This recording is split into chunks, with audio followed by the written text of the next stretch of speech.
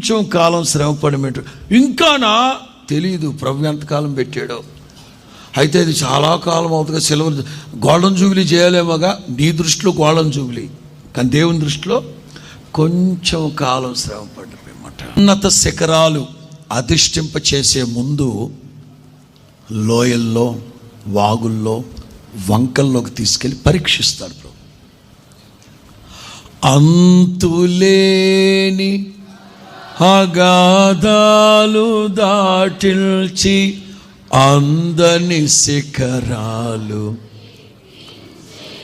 అందరి శిఖరాలు ప్రభు మన లెక్కించే ముందు లోయల్లోకి, వాగుల్లోకి, గాఢాంధకారంలో తీసుకెళ్ళి మనం పరీక్షిస్తాడు.